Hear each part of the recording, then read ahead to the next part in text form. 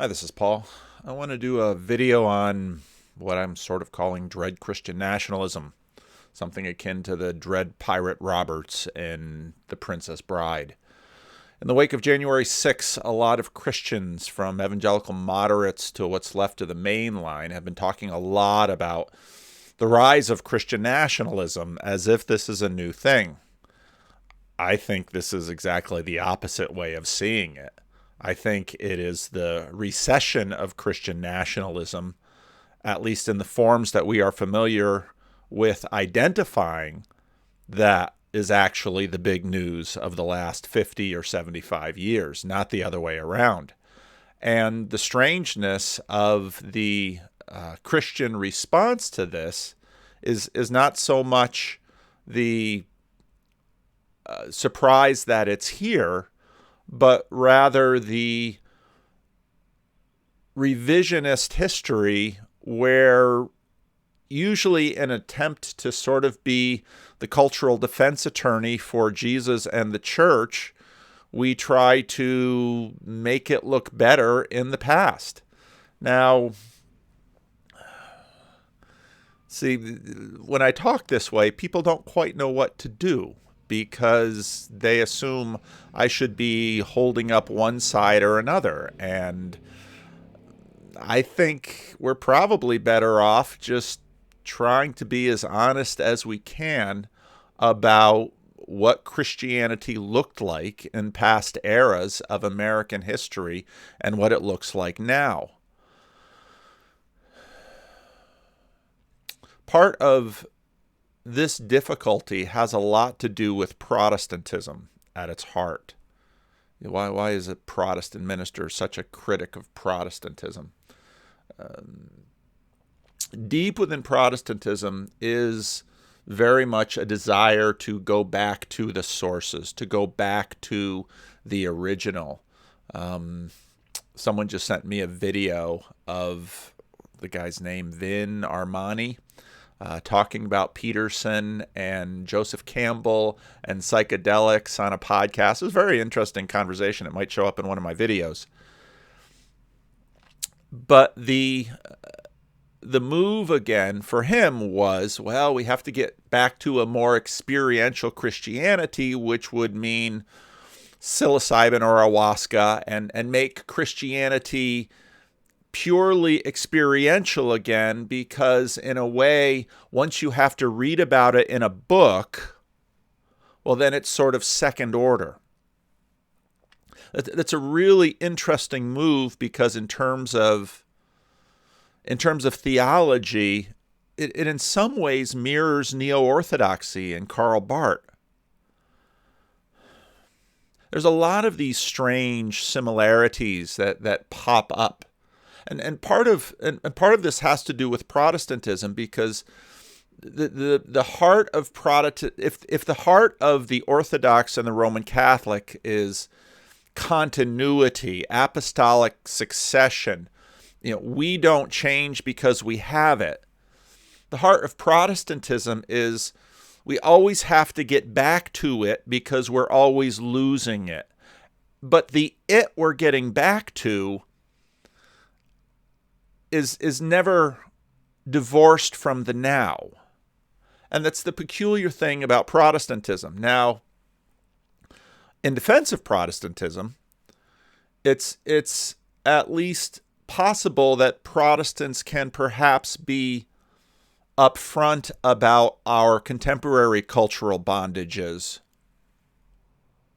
in our attempts to get back, whereas for traditions that really try to preserve something in the past, so many other changes just sneak in unaware, and we're not quite sure whether to own up to them or what to do with them. So I want to address some of that with respect to Christian nationalism, as we call it, because I'd like us to, I think there's a valuable conversation to be had in terms of what kind of nation the United States is. Is it a Christian nation? Well, is it sort of a Christian nation in the way the West is Christian, a la Tom Holland's Dominion? Or is it a Christian nation in sort of a direct way that, let's say, certain types of conservative Christian activists want it to be a Christian nation? I'd say Christian nationalism has always been a big part of the U.S., and I'll assert that even the side that is looking at Trump-supporting, flag-waving, cross-bearing, praying people who very straightforwardly identify as Christians in the Washington Mall on January 6th, who either are observing bystanders or actual participants in the storming of the Capitol, that there are other kinds of Christian nationalists too. And I'm not sure that Joe Biden is in any way less a Christian nationalist than Donald Trump. It's just that a lot of the definitions of Christian change. And one could very easily argue Joe Biden is a better Christian than Donald Trump. Joe Biden goes to church.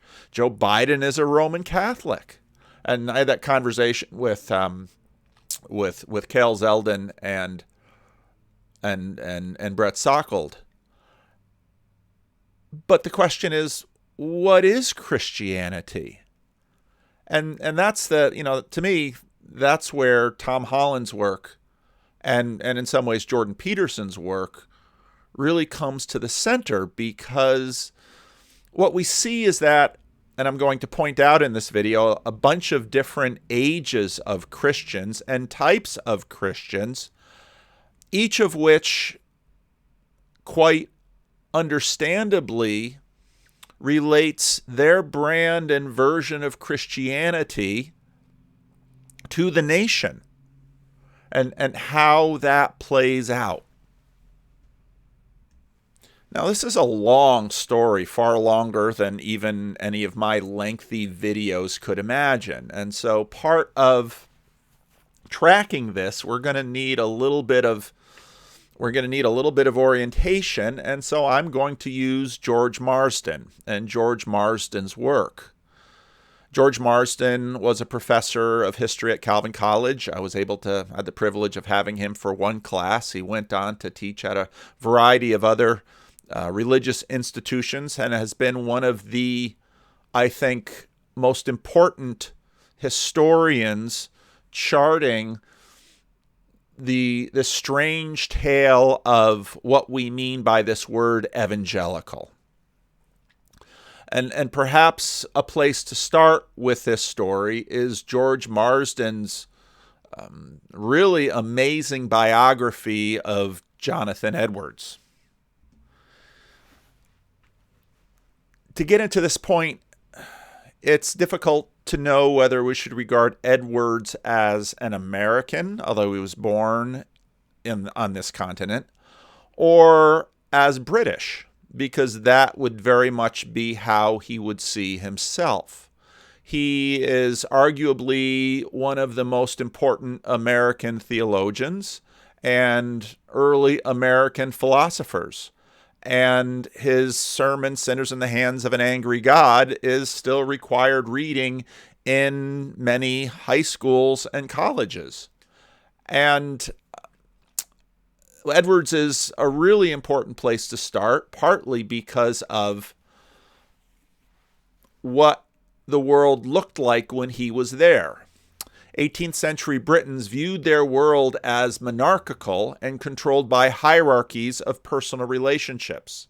On both these counts, their assumptions were almost opposite of those of most Westerners today, who tend to think of society as in principle egalitarian and in fact controlled by impersonal forces.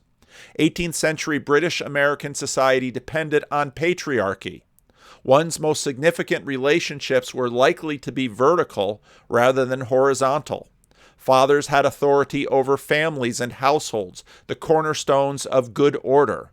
Women, children, hired servants, indentured servants, and African slaves were all dependent on persons directly above them. Society was conceived of as an extended household. In this arrangement, paternalism was a virtue, not a term of opprobrium. Although British people spoke much of liberty, few had personal freedom in the modern sense. Gentlemen ruled largely through a hierarchical system of patronage extending from the king down. Good order, especially for the lower ranks of society, was enforced by strict surveillance and stern punishments. Ordinary life under any circumstance was often cruel, plagued by epidemics, unrelieved pain, and constant uncertainties about life itself. Many essential tasks were painfully difficult and time-consuming. Personal dependency was one way to deal with a harsh and insecure world. Adding to the distresses and periodic terror in western New England was its location on the frontier of British settlements in an era of frequent warfare. In fact, there's a description of a raid on the home of a grandparent of Jonathan Edwards here. Edwards lived at the vortex of conflict among three civilizations: the British Protestant, the French Catholic, and the Indian. Each was fiercely struggling to control North America. We now know how those contests turned out, but the outcome was not apparent to Edwards' generation. This international context was enormously important to Edwards. He spent vast amounts of time concerned with both Roman Catholicism and the Indians and their respective and very different places in God's plan. Edwards framed his fundamental theological concerns, and especially his view of history, in the context of his perception of world wars, which he viewed as intimately linked to the prospects of the gospel.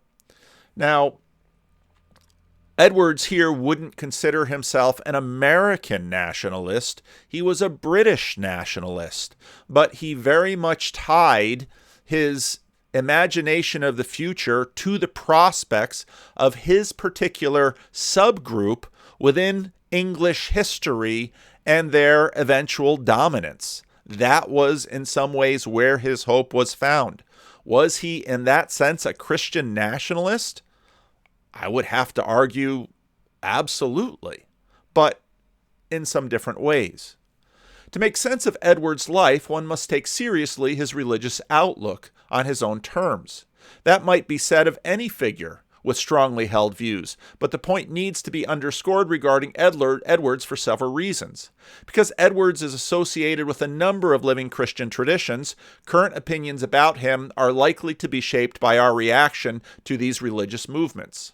Edwards was loyal to the theology inherited from the 17th century Puritans and their continental Reformed or Calvinist counterparts, and he was pivotal in the emergence of international evangelicalism in the 18th century. Puritans and Calvinists have always elicited strong reactions regarding their role in American history. Evangelicalism now comes in so many energetic varieties that it is difficult to view one of its progenitors without looking through the lens of later popularizations. Edwards anticipated some traits of later evangelicals, but the fact that he was a Calvinist thinker, that he was rigorously intellectual, and that he was working in an 18th century context makes him very different from his evangelical heirs. Our challenge is to try to step into his world and understand it in terms that he himself would recognize. And I think that goal of Marsden's is critical. The central principle in Edwards' thought, true to his Calvinist heritage, was the sovereignty of God. The triune, eternally loving God, as revealed in Scripture, created and ruled everything in the universe. Most simply put, the sovereignty of God meant that if there was a question as to whether God or human beings should be given credit for anything good, particularly in matters of salvation, and of course that was very much framed how they framed it, the benefit of doubt should always go to God. Edwards avoided allowing God's rule to be thought of as a distant abstraction, as it could become. And a little bit later, via the deists, you're going to see some of that movement. Rather, he emphasized that God's very purpose in creation was a great work of redemption in Christ. Everything in the universe pointed ultimately to the loving character of the triune God. If the central principle of Edwards' thought was the sovereignty of God, the central practical motive of his life and work was his conviction that nothing was more momentous personally than one's eternal relationship with God. That, I think, even with today's assumed popular definition of evangelical, that would continue to hold as true. Many Christians affirm this proposition, yet most have not followed its implications for personal relationships with utter seriousness. Most who have taken it seriously have been activists rather than thinkers. Edwards was both. He built his life around disciplines designed constantly to renew that eternal perspective. In his sermons and writings, he turned his immense intellectual powers to rigorously following out the implications of God's sovereignty for understanding humans' eternal destinies as defined by his biblicist and Calvinistic heritage. If there is an emphasis that appears difficult or harsh or overstated in Edwards, often the reader can better appreciate his perspective by asking the question, how would this issue look if it really were the case that bliss or punishment for literal eternity was at stake? Presenting Edwards' life in terms that he would recognize and a wide variety of readers can understand may be a sufficient end in itself. If we can enter imaginatively into another time and place and into the experiences of people different from ourselves, we have achieved one of the goals of literature. For that reason, I have tried to tell the story of Edwards and his family with relatively few interpretive intrusions. I hope I have done this in a way that is, as much as possible, objective in the sense of fair-minded and true nevertheless. Nonetheless, we all have our points of views. This is where Marsden, really shines.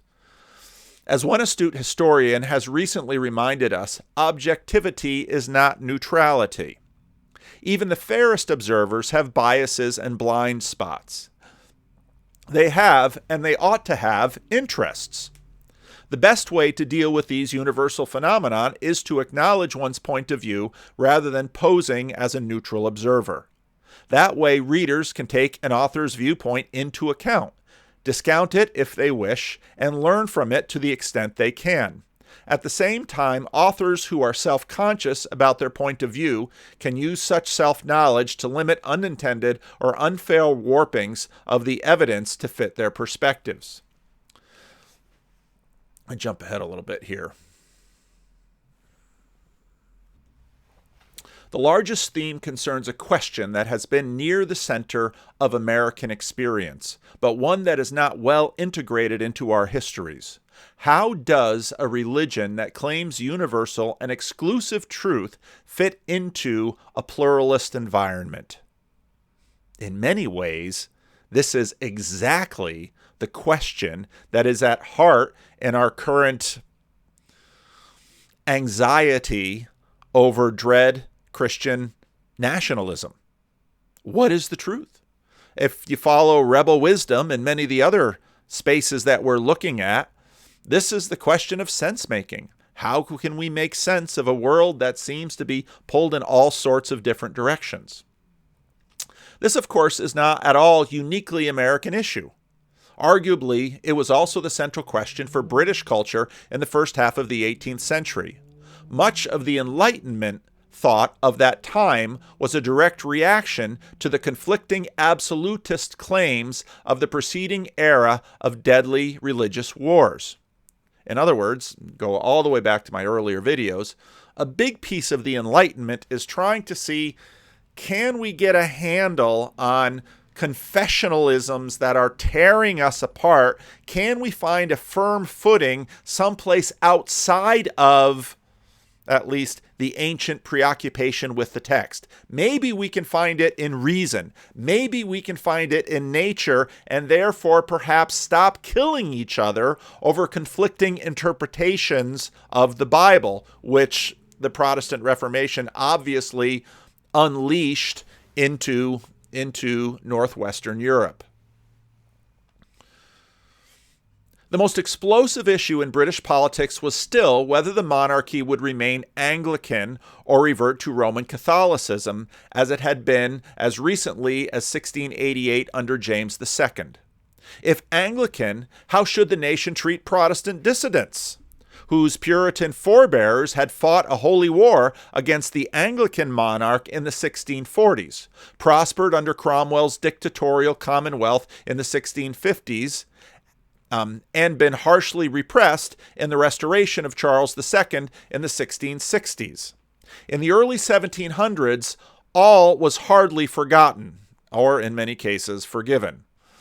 English dissenters such as Congregationalists and Presbyterians enjoyed toleration but were excluded from political office and the universities, which would give you a sense of why in such great numbers they came to America. And if you read a book like 1493, America was a dying field.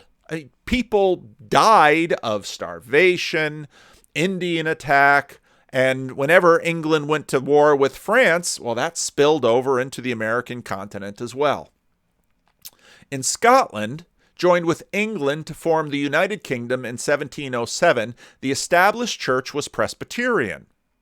In this more pluralistic environment, many of the leading champions of a more liberal, rational Christianity were the heirs to militant Calvinists of the previous era.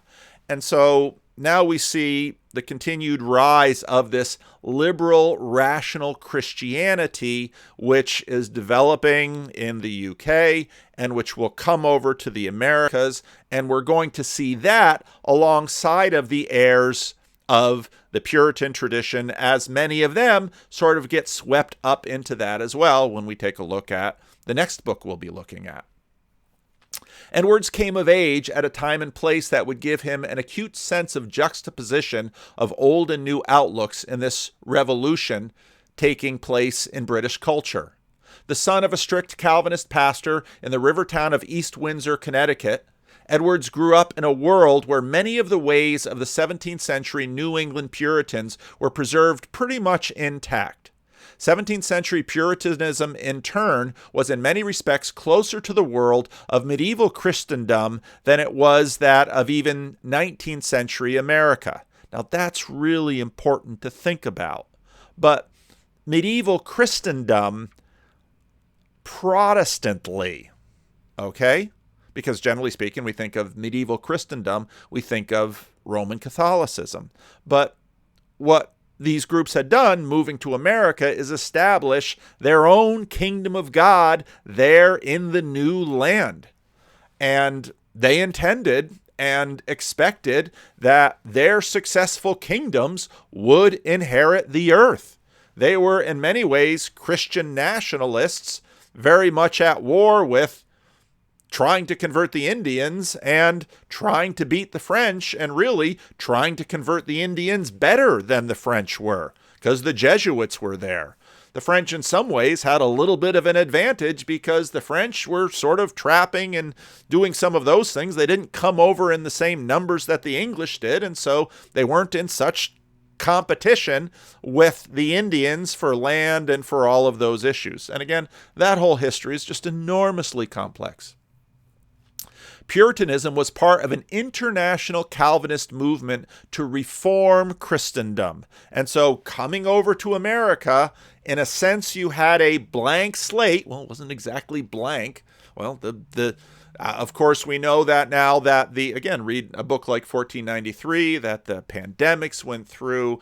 The Native Americans had no natural immunity to these things. Lands, populations went down. I mean, there's all sorts of that story that actually just in the last 20, 30 years, we know better than we knew even just a number of decades ago. All of that is happening. So Puritanism was part of an international Calvinist movement to reform Christendom, not to destroy it. Its goal had been to establish one pure church supported by each Christian state. It's important to remember that when the United States rebelled against Britain and rebelled against the monarchy, while eventually, once they got around to the Constitution that we now have today, the federal government was secular. The word God does not appear in the Constitution. The God that appears in the Declaration of Independence is a deist God, a la Locke and Thomas Jefferson. But Massachusetts will continue to have a state church because they are a state. And the United States are United States. And even today, Texas just took off their masks. California still has them. Some of that still remains. A precocious teenage intellectual who immersed himself in the literature of the emerging British Enlightenment, the world of Locke and Newton and of Addison and Steele, Edwards was confronted with how hopelessly quaint, dated, and even laughable the provincial world of New Windsor would look to British sophisticates. Yet the New Englanders, unlike most provincials, were a product of an intellectual tradition that until recently had been as formidable as any in the world and was, as notably represented, for instance, by Edwards' family acquaintances Cotton Mather, still making heroic efforts to keep in touch.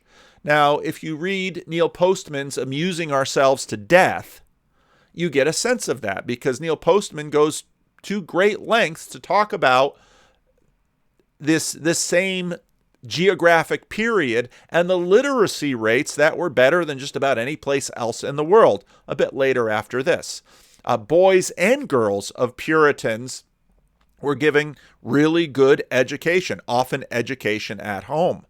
And many of the best universities, Harvard, Yale, were founded by these people.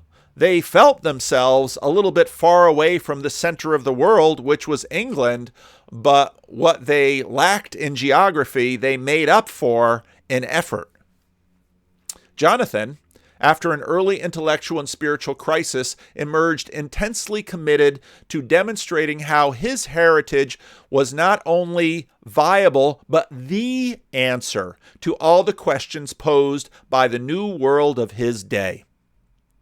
Those answers were not only intellectual, but also practical, built around awakenings. They were woke. Awakenings was the sense of, my eyes can see. Look at the great hymn, and can it be? My eyes were opened. I turned and followed thee. Awakening was the language. And so this was 17th century, 18th century Calvinist woke. And missions as the engine through which the triune God would eventually bring the modern world to his love in Christ. Edwards' life presents a particularly dramatic and influential instance of a perennial American story. Countless Americans in conservative religious traditions have confronted the troubling issues of how their exclusive faith should relate to a pluralistic modern American environment. That would be me too. That tension has been felt especially among people in ethno-religious communities, like Dutch Calvinists in modern America, of which the English Puritans were one of the first instances, who brought with them old world ideals concerning the one true religion. Much of the history of religion in America has been written to emphasize the triumph of pluralism, perhaps rightly so. That was meant, however, that those who have never conceded the premise that all or most religions, or even most Christian denominations, are more or less equal, have not been taken seriously in our histories as they might. In other words, victors are writing history. Oh my. Who are the victors writing history in American culture today? That solvent, I talked about it in the question and answer today, that solvent burns through a lot. Even today, there are vast numbers of Americans who, although committed to live at peace with other religious groups, which is itself an accommodation that really comes about during roughly this period of time. Religious tolerance is a relatively new idea. Read Roger Williams. Someone commented on Twitter about, don't follow this channel if you're not looking to buy books. I don't know where my Amazon endorsement is. Like it or Even today, there are vast numbers of Americans who, although committed to live at peace with other religious groups, believe it is a matter of eternal life or death to convert members of those groups to their own faith. Like it or not, such evangelistic religion has been and continues to be a major part of the experience of many ordinary Americans. Which group of people are we talking about now? Well, a lot of those people in evangelical churches. Evangelical churches that, a lot of white churches, fair number of black churches too. And in a lot of these discussions, I find people aren't aware of black evangelicals and what they see as central, or Hispanic evangelicals. I mean, what Marsden is talking about is very much not only something that has to do with a lot of white Christians, especially in the American South and in the American West and in the American North, but black Christians and Hispanic Christians, and guess what? People coming from Korea, people coming from India, people coming from Africa, all over the world. This is a lot more than us. The dynamics of such religious experience needs to be understood if one is to understand large tracts of American culture. Indeed, the tensions between religious exclusivism and pluralism are among the leading unresolved issues shaping the 21st century. Bingo. All right, here's another book by David L. Holmes, Faiths of Our Founding Fathers. Walks through a lot of this. The Founding Fathers and deism. His assertion is that many of the framers of the Constitution were deists, and certainly the writers of the Declaration of Independence. Thomas Jefferson, James Madison, James Monroe, John Adams, George Washington, Ben Franklin. Not all were deists. Some were more evangelical, but this is the mixture of people in America. And these founders of the new nation very much believed that what they were doing would spread around the world. Now, America, at this point, the United States, was a very weak nation, and it had only with the help of France basically managed to gain their independence. And they could very well have lost it in the War of 1812 if the British had wanted to press the point. And even as late as the Civil War, when Lincoln starts, roughing up, because basically the economic power of the South was in the cotton, which would be shipped out to England. Lincoln wants to cut off their money supply during the Civil War. And so you almost had a run-in with the English, and America would have lost that war. America doesn't really become a major power until the 20th century. And so, but yet the ideas of America, it's experimentation with all of these ideas. So first you have, the New England Puritans and their Calvinism. And then you have sort of this more liberal Christianity that starts to arise in Europe and comes over to America. And you see it in the New England Transcendentalists, and you see it in the deists in the nation. You see it in Ben Franklin and George Washington And Washington, he's an interesting case. I talked about Washington. Again, you can read about all of this in the book. You see it in Jefferson. So America is this strange mixture of a religious fervor, but all of them would imagine, and rightfully so, that their vision comes from Christianity and that, well, basically, they are on the cutting edge of the world. And in many ways, they were right, because these ideas, which, again, you have to keep track of Tom Holland through this thing and his book Dominion, these ideas are coming out of Christian Europe, and they're moving through the world. And they would move through the world to the point that, with the exception of, let's say, communism and resurgent Islamism, for the most part, the American template that was forged at the founding of the United States won the war of ideas. But we're moving into a different period, and we'll have to get there too. Now, here's a fun book. Midnight Rising, John Brown and the Raid That Sparked the Civil War. Who was John Brown? Well, John Brown, in many ways, was the radical, violent, to the South, a terrorist fringe of abolitionism.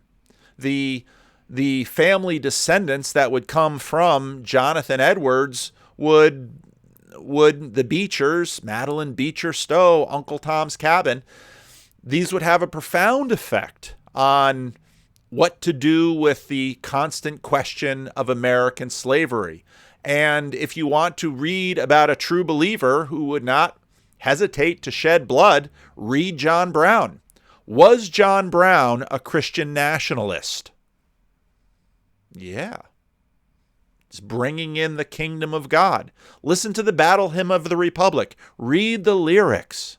They're bringing in the kingdom of God. This is an evangelical Christian nationalism that stirs to keep the Union together and fight the South and win.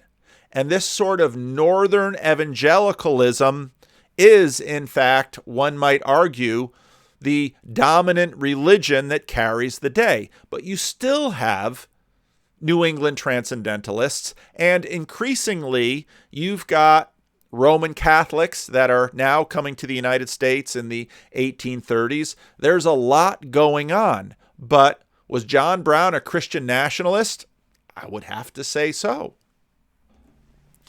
Another good resource is American Religious History by Patrick Allett in the Great Courses series. And he goes into, the Great Awakenings, Religion and Revolution, the Second Great Awakening, the Oneida Community and Mormons, the Burnt Over District, the rise of Catholicism, African American religions. It's really a wonderful great course. But America is a very live religious environment, partly because it's sort of functions as the off-gassing of European religious tensions. And, if in fact a certain degree of religiosity has biological connections, well, these are the people that are selecting to come over. And immigration doesn't make people less religious. Even as late as the Dutch migration that brought my ancestors to the United States, people who didn't practice religion in the old country practiced it in the new country because, you go to church, you can find people who speak your language. You can find people who potentially have the same cultural background as that your sons and daughters can marry. In the Christian Reformed Church, we established our own private institutions, Christian day schools, Christian colleges, and all of this. Religious immigrants tend to accentuate religiosity. In this excellent book, American Grace, How Religion Divides and Unites Us, Robert Putnam notices how, for many immigrant groups, immigration in America creates sort of a congregationalization. Here in California, I can drive around and see buildings that say Buddhist church. And you have to ask, what exactly is that? Well, immigrant groups come and they see, well, this is what others are doing. These are the practices that others have in order to, buffer the impact of immigration. Well, maybe this is how we can, in fact, survive and begin to acclimate into this nation. This is a book by George Marsden that I think for many of you, and I've heard for some of you who have bought the book and read it and were like, wow. This is a book that for many of you will shed a tremendous amount of light on your experience of religion in America. Because Marsden basically begins with what was left of the Northern victory of the Second World War, the Civil War, and I have to stop moving things around, otherwise I distract myself. And notes how, a bunch of things happened. The post-millennialism that you hear in something like the Battle Hymn of the Republic, go ahead and search for that on YouTube, and Battle Hymn of Republic lyrics, and just read how, it's the book of Revelation. Read how they thought of what was happening. And that optimism of the Northern victory that comes out of the Civil War begins to break down in the modernist fundamentalist fight, which will have a lot to do with eschatological anticipation. So postmillennialism basically asserts that, things are going to get better and better and better and better. It's very much a progressivist vision in terms of how the world will go. And we have the right religion. We're increasingly knowing science. Things are going to get better and better. And Americans, for the most part, believed they had the answer better than anyone else. Europe, they're mired in the old world. They're mired in their religious wars. We in America have learned, and this is where you get into Marsden's questions about pluralism, we in America have learned how to do this. And of course, at the end of the Civil War, heading towards the 20th century, America is growing and growing and growing in power. And in fact, America's entrance into the First World War will mean a tremendous amount in terms of, Woodrow Wilson will basically go over to Europe and imagine, Woodrow Wilson saw Jefferson Davis hauled through the South. Give you a sense of Woodrow Wilson's dates. Woodrow Wilson goes to Europe and imagines, we're going to teach these Europeans how to fix this. Well, didn't really go so well. America, just read Marsden's book. It's really an outstanding book, and you're simply going to learn a ton about the shape of America that you grew up in, if you grew up in America. Now, how does this relate to Christian nationalism? Everyone was a Christian nationalist. Both sides.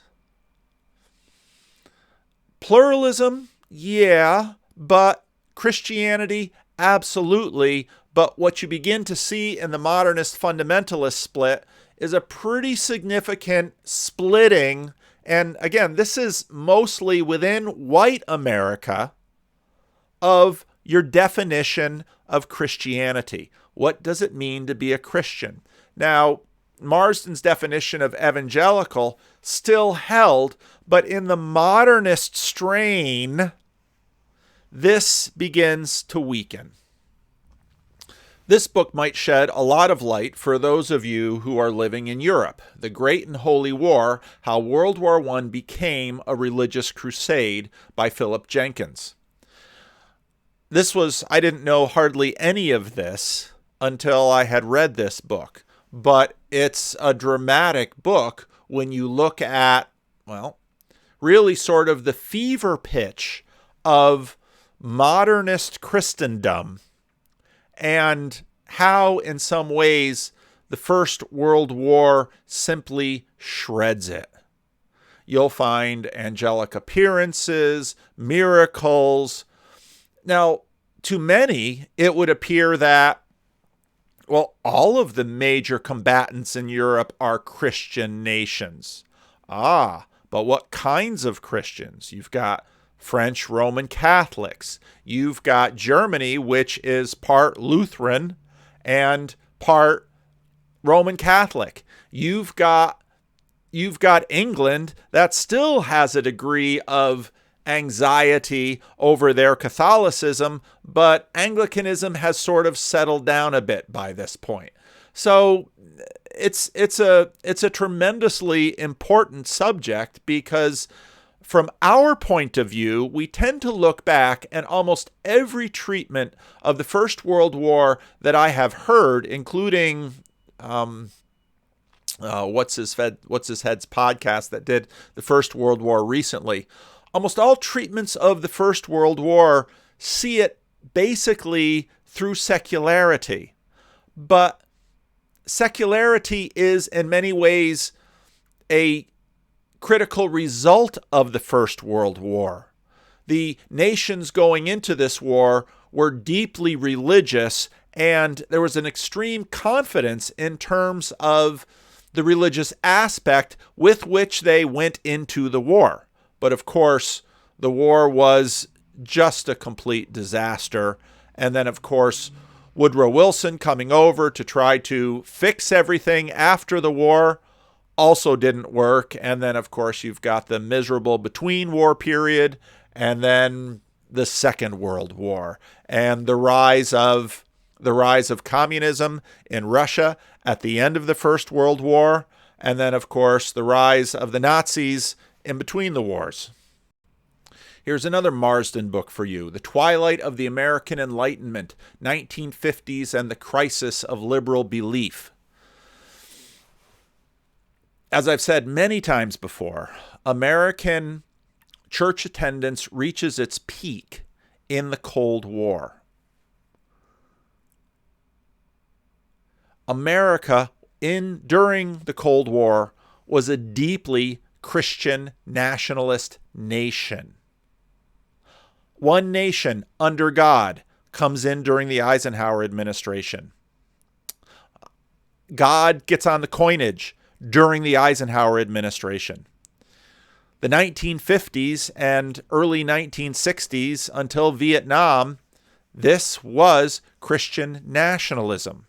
But now if you look at this with the American fundamentalism, in American fundamentalism, things are starting to change.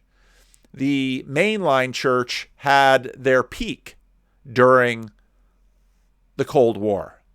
But you already begin to see this division of worlds going on. Roman Catholicism now becomes a significant part of the American religious landscape in the 20th century, to the degree that, look at how many Supreme Court justices are Roman Catholic.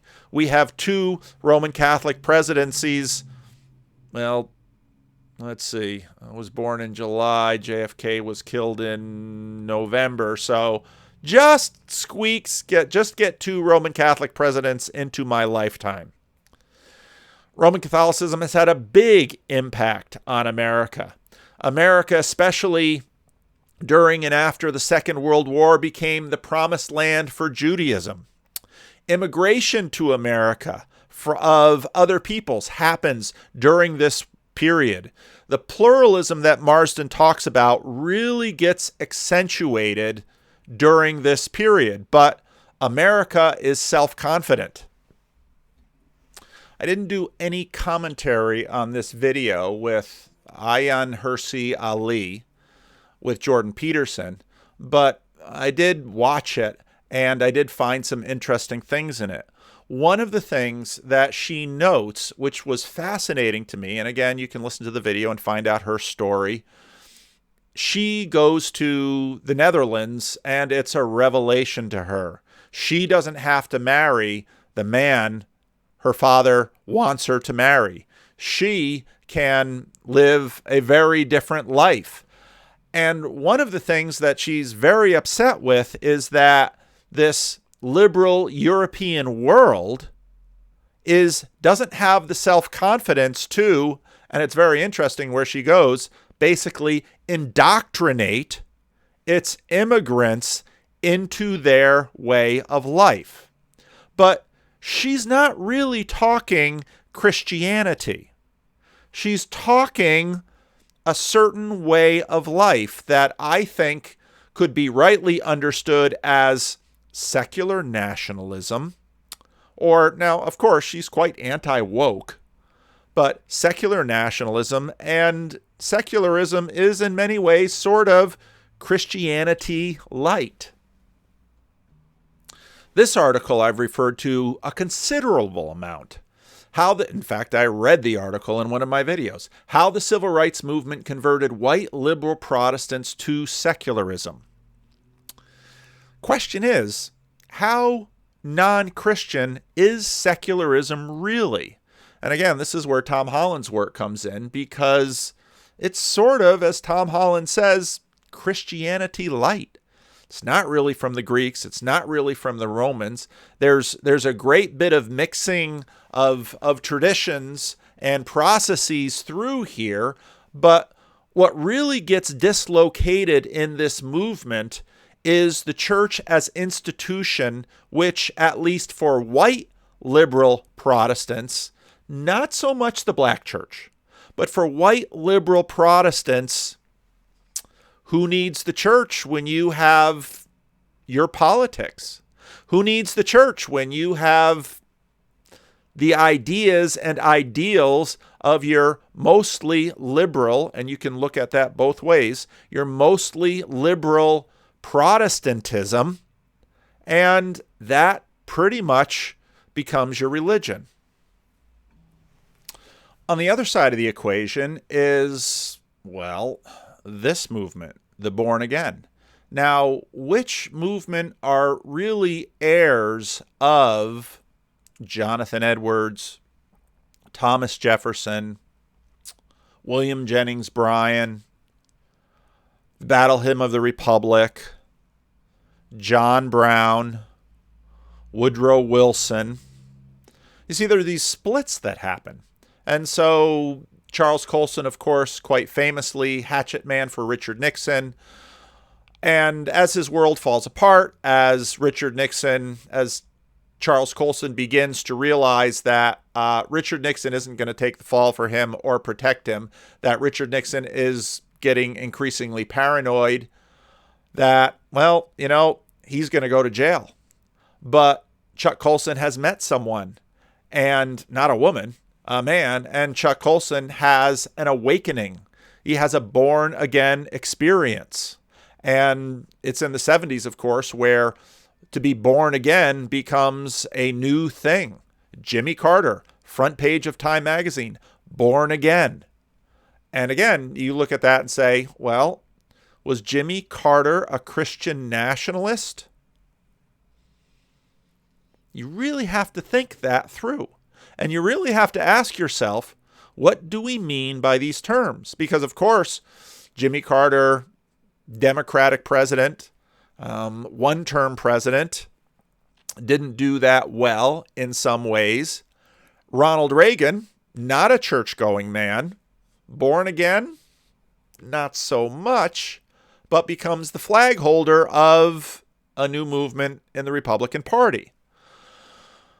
So right away, things are getting twisted, because someone, let's say, looking at Ronald Reagan would say, Reagan is clearly a Christian nationalist. Was Jimmy Carter a Christian nationalist?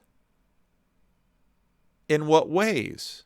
Now, what tends to happen with the Democratic Party is that, well, Jimmy Carter, Bill Clinton, Southern Baptist, because of course the formula was Southern Democratic state governors would be more moderate and able to win the White House. So Bill Clinton, one of Bill Clinton's spiritual advisors was Bill Hybels. Think about that. Barack Obama's first inaugural, Rick Warren, participates in that. Now, the second inaugural, you begin to see more development as Louis Giglio is disinvited because Louis Giglio isn't down for the same-sex marriage stuff. So very quickly, you begin to ask questions about, well, what really is a Christian nationalist? How about a secular nationalist? How about a globalist?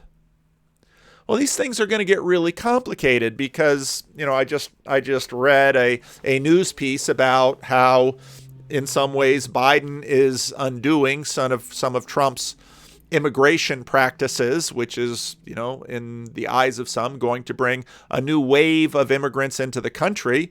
Many of these immigrants are going to be Roman Catholic and evangelical Latin Americans. What are they going to do to the vote and the religious makeup of the country? There's a lot going on here. And so when Joe Biden, who is a church-going Roman Catholic, has a burden for justice overseas, and if you asked him, where does that benevolent nature come from? That assertive nature that wants to keep the world, that internationalism that wants to keep the world safe for democracy, that will, cause not a lot of press on it, cause kill some terrorists to push back Iran in Syria. Well, in many ways, Joe Biden, too, is an heir of this Christian vision of nationalism, but it isn't located in the church. We have a Roman Catholic president, and the last Supreme Court justice to be put on the bench by Donald Trump is also a Roman Catholic. Are Roman Catholics Christian nationalists or internationalists? And you think of all the anxiety during the rise of the Kennedy candidacy about whether or not Rome would control Washington. There's a lot going on in this space. I haven't talked about these guys for a while, but they really do make excellent illustrations of what I'm talking about. These two individuals, Rhett and Link, who have their Ear Biscuit show, they recently have now done sort of a one-year retrospective on their deconversion, deconstruction the videos that they made about a year ago. And in many ways, it illustrates so many of the newer changes in the culture. The one side sees Christianity as a problem, or do they? Some of them see Christianity as a problem, some of them don't. What we really have is sort of a realignment of institutions, that this sort of new emergent Christianity, which maybe is atheistic or skeptical, but yet functions with its own value system, its own moral system, which in many ways continually represents themselves as the heir to the civil rights movement, is half of the equation. And this group of people very much imagines that their perspectives on the world should be the perspectives that go out into other countries. And America should use its considerable wealth and power to bring these things overseas. That's, to me, a sort of Christian nationalism. Just as much as the other side that tends to, but not always, sort of associate with the church, that sees other values. And actually, there's a large amount of agreement between those value systems, which sort of gets whitewashed. It wasn't that long ago when we were all nervous because Trump was going to start a war with Iran. And now Biden has a drone strike to keep the Iranians at bay. Doesn't get much news. Why? Well, our Christian nationalisms are really there are many differences and juxtapositions between them, but both of them rise out of visions of a new world. The difference just tends to be which institutions are critical for that advance. It's my thesis that both sides are Christian nationalists. It's just that the clothing is changing and we don't quite know what to do with the labels. Recently, The Rest is History, Tom Holland's podcast, had a very interesting episode on empires. Those of you following the news know that Facebook has basically been going toe-to-toe with the Australian government with respect to ads, and it's a complex business. But in some ways, we haven't seen.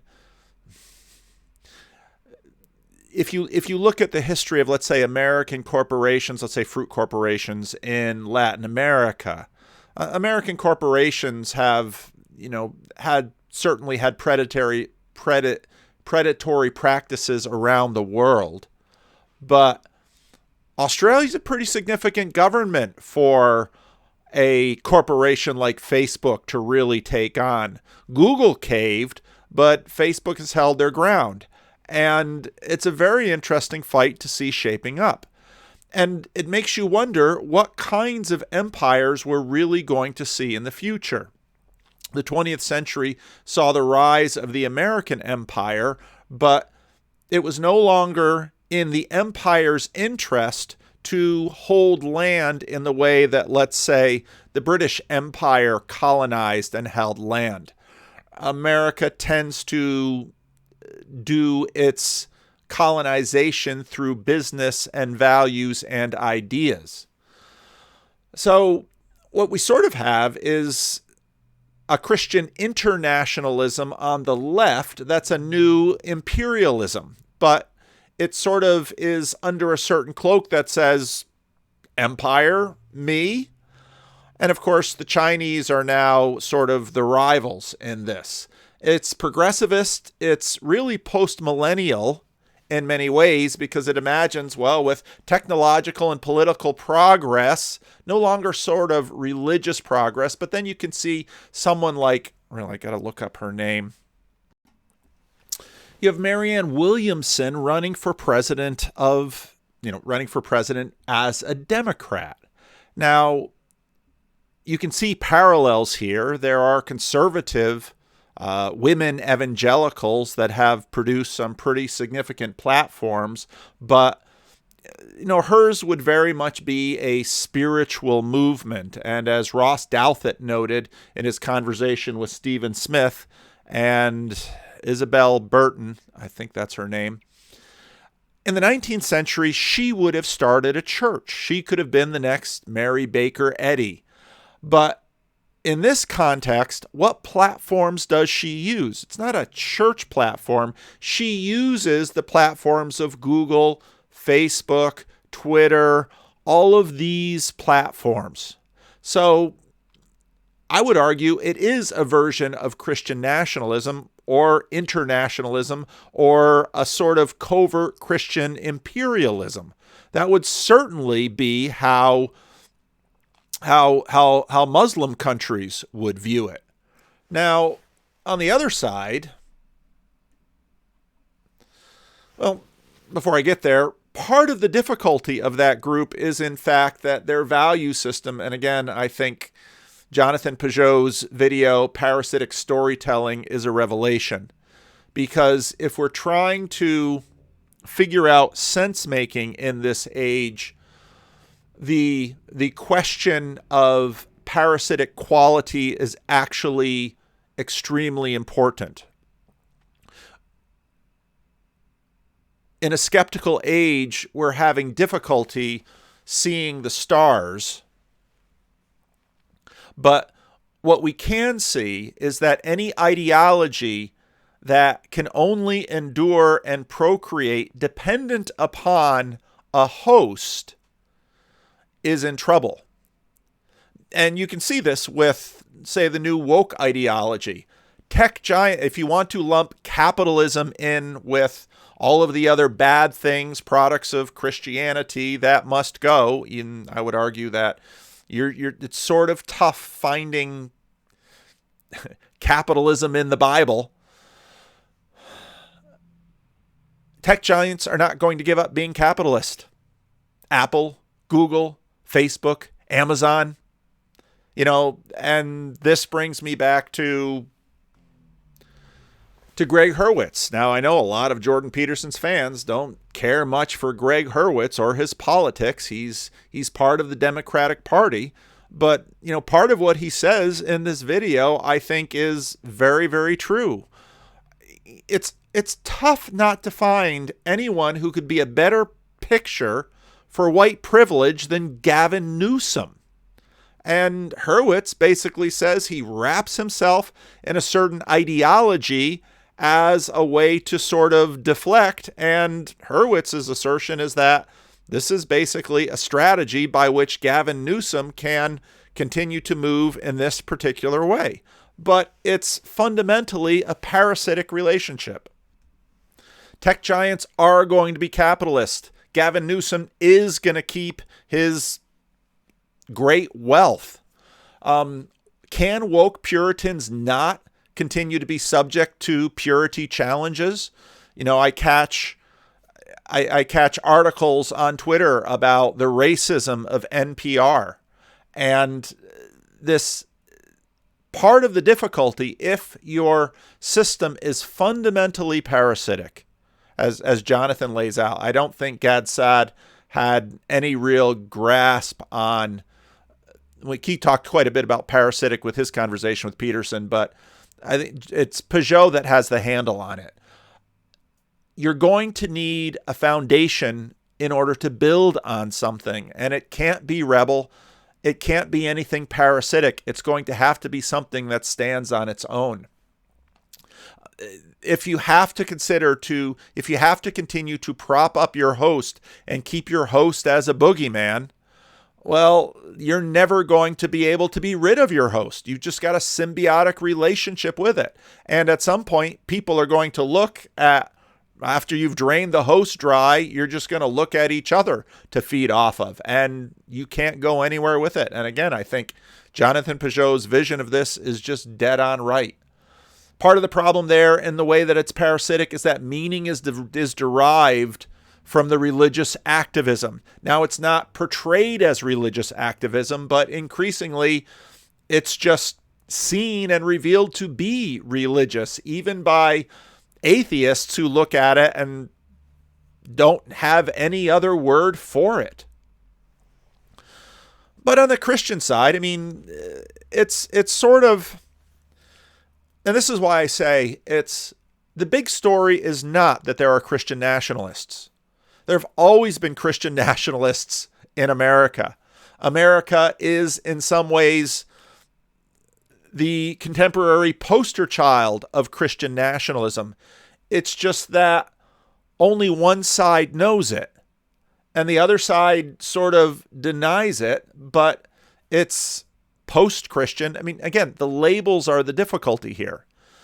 One side has abandoned the church as a useful institution, and the other side uses it as a shelter. And in the United States, there are significant protections constitutionally for churches, but a writer like Rod Dreher imagines that these things will fail. And so his Benedict option book is an interesting addition, because in many ways, the Christians, although they've got 17th, 18th, and 19th, and 20th century Christian nationalist cred, they are in some ways the original internationalists in the way that, especially Jesus, sees the commonality of all of humanity. There's so many ironies in these political days, because you would imagine that Christians would be more open to open borders, except for the fact that, and Eric Weinstein makes this point regularly, unregulated immigration is actually in some ways serves the capitalist the capitalist institutions that are sort of wrapping themselves in a rainbow flag. I mean, there's just so many ironies and so many levels of irony in this, to have certain groups now, the dreaded rise of Christian nationalists. Christian nationalists have always been here. It's just one group has stopped calling themselves that and sort of found an effective cloaking device. And the church, well, what will happen to the church? It's difficult to know what becomes of the church in the U.S. Even on the right now, early polls showed that many outside of the church, who were sort of folk Christians in many ways, their champion, as Rod Dreher called him in an article recently, the championship poster. And his chief asset is that he can own the libs like nobody else. And I remember after Trump was elected, someone in the never Trump realm would say, was this the conservative you're looking for? Will there be a revival within the institutional church? What form will it take? Will sort of the continued, in many ways, the great fear of Christian nationalism really marks the decline of the old style of Christian nationalism that are the descendants of both sides of the culture fight. And the really interesting story is, I think, what happened in the 60s, where suddenly something happens in Christianity and something happens in terms of the church. And there's a great degree of the decline of the old confident style of Christian nationalism that said, we know how the world should be run, and we're going to be direct about it, into sort of the descendant side of it that sort of maintains that with capitalism and business. And America First was really in some ways a departure from that. But then the new side that says, oh no, we're not imperialist, but if you don't do these things according to how we think they should be done, there are going to be consequences. And so then countries like Russia try to stand against these and, of course, in some ways, take on new religious feelings themselves. So, will there be a revival within the institutional church? There may be. What will it look like? I have no idea. Whereas in Jonathan Edwards' day, when Catholicism was a main threat, will in some ways the West resolve the Protestant Reformation? I don't know. But as I see the receding of modernity and the loss of the consensus, the host that the parasite continues to try to derive their strength from. And again, Tom Holland's work, I think, is central to this story, because he, more than anybody else that I saw, and the fact that this came from outside the church, as did Jordan Peterson, I don't know. So there it is. I wish I had a nice bow to tie this up with, but I don't. But I'm going to post it anyway.